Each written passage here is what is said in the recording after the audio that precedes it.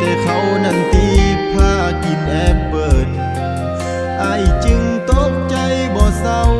ย้อนย่านผู้สาวมาคนมีเงินถึงอายเป็นคนทุกข์ยากขาดเคินก็ยอมตายแทนเพิ่นคิดให้ดีเด้อนะไอ้พาเจ้ากินแจวแมงแคงเขาพาคำแพงกินแจวสุกี้เขาพานั่งรถติดแอร์อย่างดีแต่อายนี่ติดพานั่ง3 โลข้างหมู่อยู่เขากับอายต่างกันแต่เฮาสาบานกันแล้วเด้อนางหวังว่าเจ้าสิบ่หักหลังทิ้งอายกลางทางไปแต่งงานกับเขาอายขายแหงเขาขายคำมันต่างกันไกลเฮ็ดจังใดเฮ็ดจังใดอายสิสู่เขาผู้ที่ตัดสินใจเลือกก็คือเจ้าบ่ว่าที่ผู้สาวสิเลือกผู้บ่าวขายคำคันเจ้าเลือกคนขายคำเพิ่นว่าสลา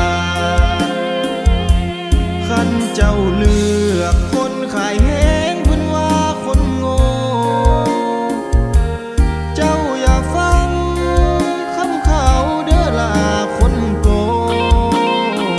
เจ้าบ่ได้โง่ที่เลือกผู้บ่าวขายแหงคอยสร้างคอยแปลงห่วงเงินใดก็รวยคือกันขอวอนตาหวานอีต้นอายแน่คนงามถ้าเจ้าเลือกบ่าวขายคำขอยืมคู่แน่สิตรงน้ำตา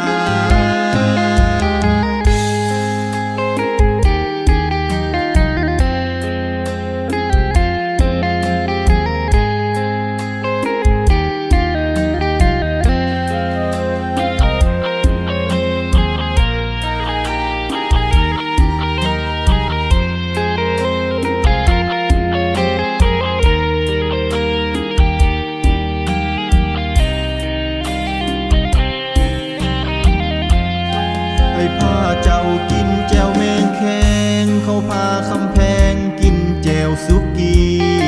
เขาพานั่งรถติดแอร์อย่างดีแต่อายนี่ตีพานั่ง3 โลข้างหมู่อยู่เขากับอายต่างกันแต่เฮาสาบานกันแล้วเด้อนาง